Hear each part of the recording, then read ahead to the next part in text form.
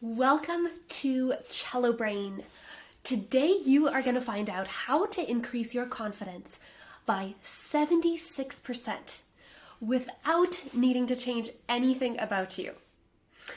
Have you ever heard a little voice speaking in your head saying, "You're not enough," or "Do you really think you can do that?" I sure have, and I still sometimes do. It's so easy to get into habits with our thoughts when we're living a really fast-paced life. We don't take a short moment to just pause, check in with ourselves and ask, does this thought actually align with who I want to be? Where is this thought coming from? Whose voice is speaking when I hear this thought? Is it the voice of the person I want to be, the person I have been in the past, a person who has influenced us in the past, maybe for good or for bad? We don't take a chance to just sit down and reflect. Now, it's more important to look at who you want to be in the future than it is to look at the past and let that define you. We can learn from the past, of course, but if you get stuck there, all that means is that you are remaining the same and not changing. If you are changing, you are growing. If you're not growing, then you are dying. There is no in between. You want to come to the end of a year and realize, wow, I'm actually making progress. You don't want to come to the end of 2024 and realize nothing has really changed. Now, if you want to stop this cycle, keep listening, because we are going to talk about how we can actually change our identity. We can shift our identity. And what that means for you is getting to the place where you want to be. It doesn't have to take years, and it doesn't have to be hard. You can actually do this with one simple exercise. It'll only take you a few minutes, and I'm going to guide you through it at the end. So keep listening. Now, specifically today, we'll be talking about what kind of person it takes to learn the cello, because as you know, this is the Cello Brain podcast, and we relate everything back to the cello because it really can be a life-changing force in your identity. We will be talking about how successful cello students learn, think, and act in order to change their identities. And we'll be going through three things. So number one, how do we develop our identities, the current identity you may have, and the desired one you would like to have. We will be talking about number two, what an identity shift is, and how do you change your identity. And number three, we'll be talking about the simple shifting of identity exercise to go from unsatisfied to energized with your life. So let's dive in. Okay, number one, in childhood, everything comes back to your childhood. You probably know this already if you've done any kind of therapy. So we're going to talk about that first. In childhood, when you're expected to be a certain way, you live up to it. For example, let's say when you're in third grade, someone tells you, Susan, I just don't think you're a musical person, or Susan, you're just never on time. You fulfill that expectation. Or let's say your parents say, oh, you're just so hard. You're such a hard child. You'll never be able to learn fast, or I'm having such a hard time disciplining you. You're just such a hard child. And you live up to that. You become more rebellious. And this is a subconscious thing.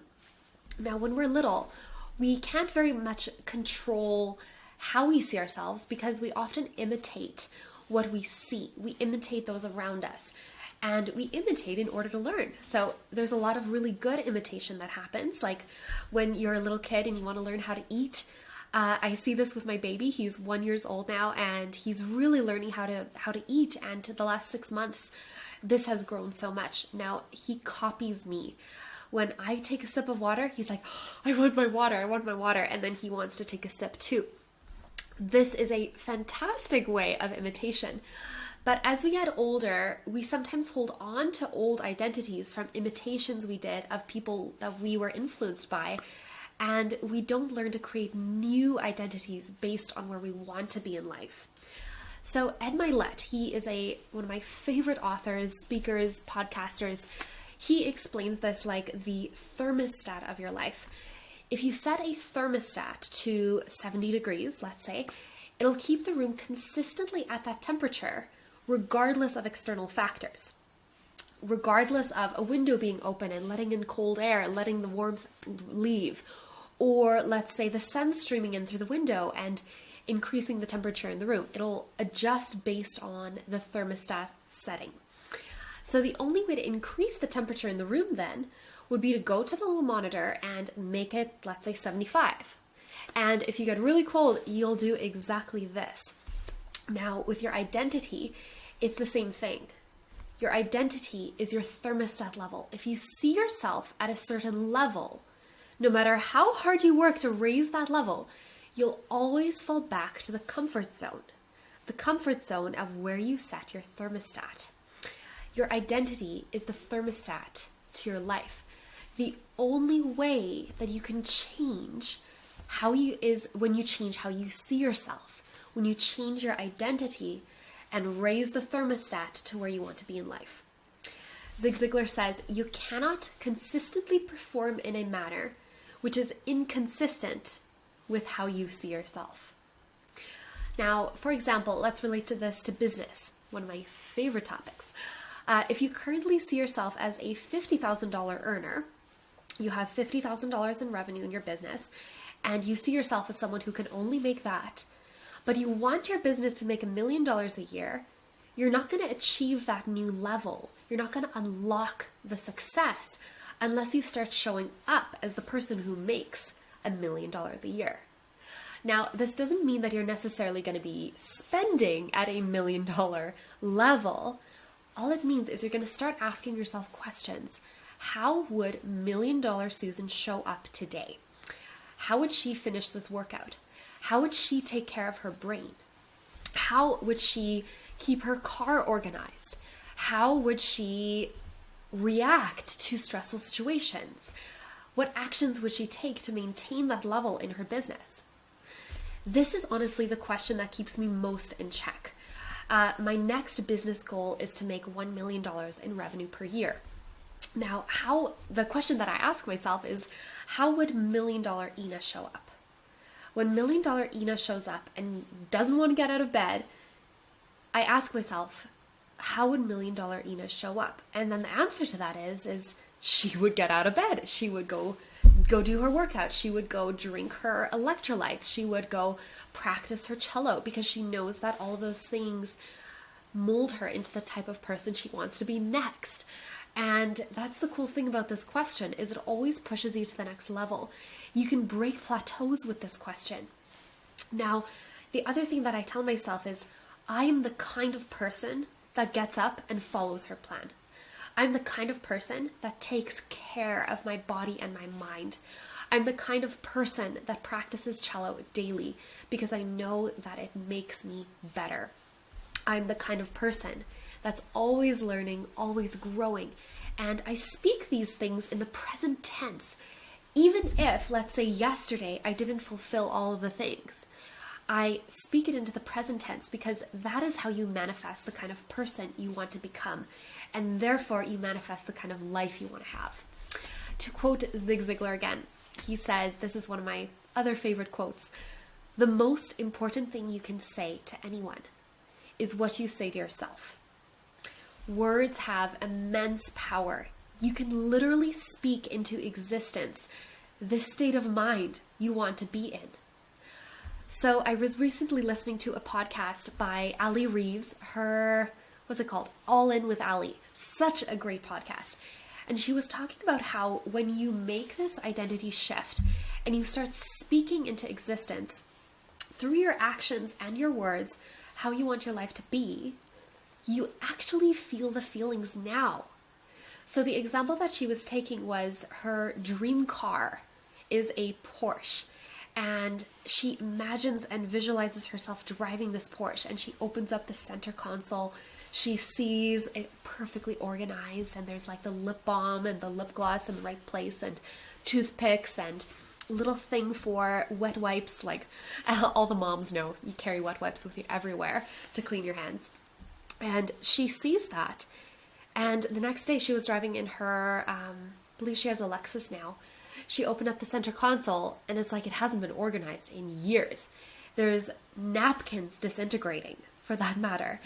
And she realized, okay, well, if that's the kind of dream car that I want to have, and that's how I want to show up with that car, why am I not doing it now? Why am I not showing up as the kind of person who maintains that level of cleanliness and that level of organization like that person would, making the amount of money to afford the Porsche? So then she organized her center console in her Lexus, and all of a sudden, she had the same feeling of someone who can actually take care of a car that beautiful. You can feel the feelings of the person you want to be now. And that is the power of changing your identity. So let's look at what actually happens in the brain when you change your feelings deliberately, when you start acting, taking the actions, and talking into existence the kind of person you want to be. So on a scientific level, emotions are chemical reactions in your brain. So when you're stressed and you're feeling really anxious, that's high cortisol. When you're feeling motivated and happy and energetic, a lot of the time the dopamine levels are a little higher. It only takes, hear this is the crazy part, it only takes 90 seconds for those chemicals to be flushed out and replaced. So let's say you want to be the kind of person who is calm, energetic, and confident. You speak the words, I am calm, I am confident, I am energetic. I'm the kind of person who takes care of my brain and my body. Those words start flushing out the chemicals that are making you feel flustered, and you're replacing it with the dopamine. You are in control of those chemicals. Now, there's obviously things in your life that you can't control, and you're going to have cortisol spikes, and some of them are actually great. Like in the mornings, you're going to have a cortisol spike a little bit after you wake up, and that's okay. It helps you get stuff done and get moving. But there's power in speaking your identity out loud. There's power in speaking the affirmations that you want for your life out loud, because you can actually take control of those emotions better. Now, let's relate this back to the cello. We're going to go through an exercise at the end about exactly how to shift your identity to have success at the cello. There are two kinds of students that I've encountered in all of my years of teaching. And the first kind of student is someone who maybe takes lessons because they think it'll be good for them. Maybe they once thought that they could do it, but they're kind of going through the motions. They don't have the belief that they're capable. The second kind of student is the kind that I see that is successful over the long term. They believe deeply that they can do anything they set their minds to. They believe in the kind of person that they're becoming. They believe that growth is possible. They believe in what the cello can do for them. Even if they can't see it right away, they have the faith that it's going to come. One of my favorite verses in the Bible is Hebrews 11 verse 1. Faith is being sure of what you hope for and certain of what you do not see. That means that even though you don't see the results of what you're doing now, if you have faith and belief that it's going to become possible, you will eventually see it. And that is what faith is. You believe that what you cannot see is there, that it's coming. You have hope for the future. And when you have hope for the future, you have power in the present, like John Maxwell says. And then you can go take those actions, you can go say those affirmations, and you can become the kind of person you want to be. So next up, what is this identity shift I keep talking about, and how do you change it? I've talked a little bit about how you do this already, and it's with those affirmations. But first we have to check ourselves and take every thought captive. So let's talk about first what the word identity even means, what character and personality are, and how they relate to identity. Okay? So by definition, according to Merriam-Webster, dictionary, the word identity means the distinguishing character or personality of an individual. Character, I believe, is something that you can develop and change. Personality, on the other hand, you can't really control. Your personality is kind of set. So it's important to look at what you can control to create your identity shift. So you can control two things, your attitude and your actions. Your attitude is a combination of your general outlook on life, the way that you react to things around you, and how you decide to feel about the emotional triggers that present themselves. Key word here is decide. You have total control over your attitude. More importantly, your attitude is based on your identity. So when you are speaking into existence, things like, I am confident, your attitude is influenced by those words. So if you believe at your deep core self, your identity is someone who is confident, your attitude will start shifting. Even if you don't feel confident in the moment, you can speak it into existence. Now, your actions can often be a result of thinking, I can't believe that I made this mistake again. That's poor self-talk. Or I must just be a horrible person. Or maybe I'm just not cut out to learn new skills. This kind of self-talk reaffirms the kind of person you potentially maybe see yourself to be at the moment, but change is not possible with this attitude. So you can probably see how when you speak those kinds of things into existence, your actions are going to be ones of someone who is a failure and someone who loses and doesn't win. Now, what would happen if you started saying things to yourself like, yeah, I see I made a mistake here. That's not like me. I will try something again. You can see with my hands, I'm just putting them out there. You can choose what your reaction is going to be. And I'll try that and see if it works better next time. You're like, that's not like me. I can change. I can become the person that I want to be. Do you see this stark contrast? The key is in your reaction to what happened. Not necessarily changing the input yet, but when you have your attitude in check, then you have the power to change, not the other way around. So the key takeaway here is to become hyper aware of a few things, 3 things in fact. Number 1, what are you saying to yourself? The book of James says to keep every thought captive. And what that means is to really take a look at your self-talk. Number 2, check your actions. Check to see if that they're a result of your self-talk, whether it's from positive self-talk or negative. Now, if you change the self-talk, you can change your actions, and then, boom, you change your life. Your life consists of actions, the actions you take every day. The results you see in your life consist of the actions that you take every day. There's a book that I recently reread, Getting Things Done, and David Allen talks about the difference between a task and a project. A project is a series of tasks that have to be completed in order to create a result. It's tasks that are connected. Now, you can't actually complete a project. You can only complete actions associated with that project, right? It's the same thing with your life. You can't actually do a goal. You can't act out a goal. You can only do the actions associated with the goal. But when you have your attitude in check, you can take the actions and then you can move it over to the goal. So number 3, write down the kind of person you want to be and then list out how that person talks, acts, and the goals that they have. If you start showing up as that person now, you'll start feeling like that person, and then you'll become that person. So here is the exercise that we've been waiting for. The identity shift that you need to be successful at the cello. One simple thing can guarantee you the success.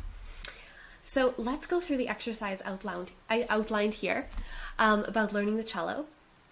You'll never be successful at it without first changing how you see yourself.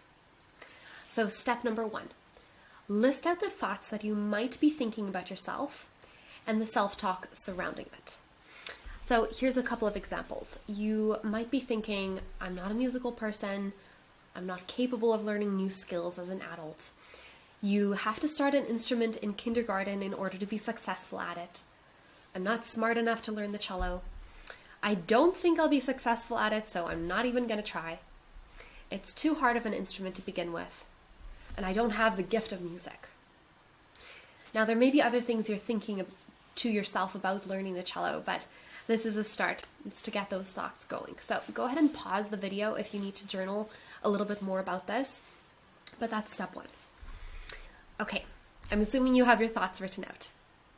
Step two, check what actions you might or might not be taking as a result of those thoughts / self-talk. You can also list the consequences that are happening because of these. So let's say an action that you're not taking based on those thoughts is not taking a chance on yourself to learn the cello. The consequence is not finding out to see if it could actually work for you. An action that you're not taking. You're not really looking at your schedule to see if you can make 15 minutes of time to practice. You're kind of using it as an excuse, in fact, saying, I don't have enough time. But when it's actually a belief, a core belief that you're not capable. So if you were to take the action of looking at your schedule and finding 3 15-minute blocks throughout your 7-day work week, or 5-day work week, but throughout the 7-day week, then you can actually give yourself the chance to change the belief by trying. You know, sometimes we have to flip things around. Take the action, find the answer of the practical thing, and then the belief starts making a little more sense. Consequence. Feeling mentally tired at the end of each day because your brain did not have a chance to take a break. That's a consequence that's happening from not taking action on the cello because of the beliefs you have. Here's another consequence. Coming to the end of each year in basically the same place you started.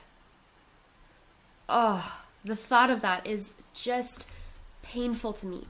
I never want to end a year in the same spot that I started the year off with.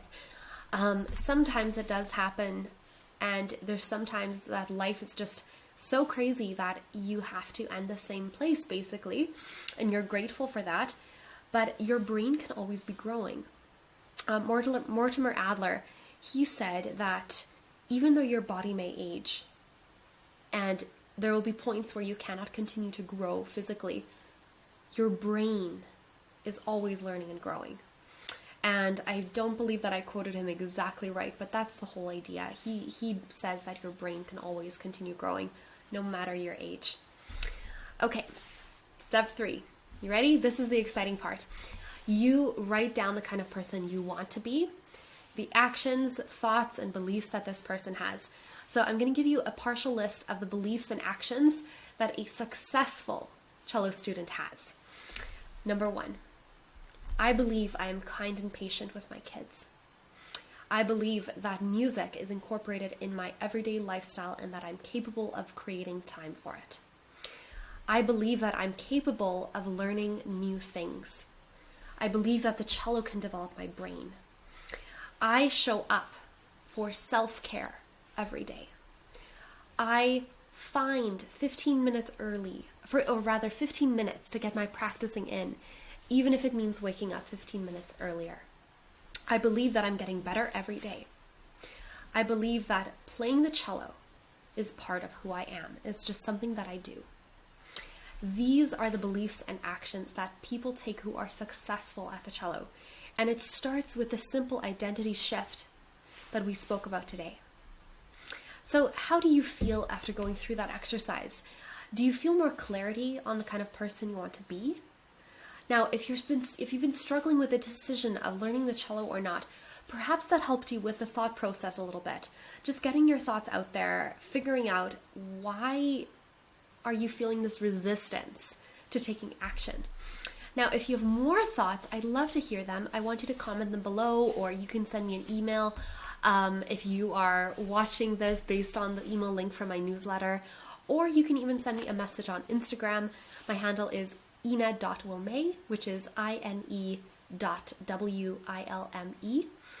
and I'll give you some coaching on how to work through this, and we can chat about what the cello can look like in your life, how it can help you with that identity shift.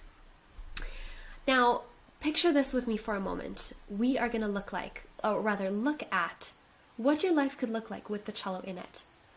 That's why you clicked on this video, on this podcast, on this blog post. You want to know practically and emotionally so that you can have this identity shift too. You want to be fully confident that learning the cello is in fact the right next step for you to achieve that person that you want to be. Picture this. I can see you now. It is December 31st, 2024, and you're sitting down to reflect on the year. You just made yourself a peppermint mocha. And as you're sipping the last few sips of the flavors of Christmas, you feel the warmth of the cup around your hands, and your thoughts go back on what happened in May. You joined the waitlist of Inner Voice Academy and started the cello a little while afterwards. You have used the cello to slowly become the person that you want to be as a mom, a life coach, a business owner. In 15-minute segments here and there, you remember setting a timer for 15 minutes, clicking the button on your phone, and hearing the dinger, not even realizing where the time went. You remember how just yesterday, you were playing Oh Holy Night, one of your favorite Christmas carols to your child. She's 6 years old. And Christmas was one of the most magical times this year because of the music that you entered into your traditions. Now, as you sip on that mocha, feeling of warmth spreads over you, and you feel this satisfaction that you ended your year different than the year before. You feel confident that you have learned new songs. You feel confident in your ability to learn new things. And you can't wait for what 2025 brings to you. You remember the little smile on your daughter's face when she first heard you playing Oh Holy Night. And you just have this bursting feeling of joy within you. That's the picture that you want to see, isn't it? It is so possible for you, my friend. In Inner Voice Academy, there are actually step-by-step cello song tutorials for every single level. From someone who is a brand new beginner, never had played any note of music in their entire lives, to someone coming back to music after, let's say, decades of taking a break. There is something for you here. And what this means for you is being able to enjoy your practice sessions and build confidence. Now, this is where we get into the first thing that I said when I hit record. I said that you're going to find out a way to increase your confidence levels by 76%. This is where it all ties together. In a study done by Kumon, the Math and Reading Center, they rated levels of confidence before and after learning a new song with 500 people. All of them rated their confidence levels to be an average of 76% higher after learning a new song versus before. And you can have this too. You can have that sense of achievement, that you're going places, that you are growing, and that you're developing your brain. And you can have this every single day when you're playing the cello. This gives you confidence. And if you have that confidence as a core of your identity, then you will have the attitude and the actions to reach the next level. And that's what you want, isn't it? So here is the practical side of how you can do this. Inner Voice Academy will be opening up its doors very soon. We only open up about 4 times per year, and it's coming close for Q2. You can join the waitlist. And what that means for you is having first access to Inner Voice Academy. There are limited spots because I want to give each student the personalized feedback and coaching that they need in order to succeed. When you join the waitlist, you'll receive the first notice of when the doors open, along with a couple of free bonuses and free coaching, some extra things that no one else will have access to. And this could very well change your life. It can help you become the type of person who is confident, has the identity of a winner, and takes action on their goals. One simple shift can bring you there. And if you would like to experience this kind of shift daily, experience confidence on a weekly basis from learning new songs, then hit the button in the description box. Cello is for you if you want to increase your confidence. So if you have any questions, you are also very welcome to book a discovery call with me where we can go through personalized coaching on how the cello can specifically help you.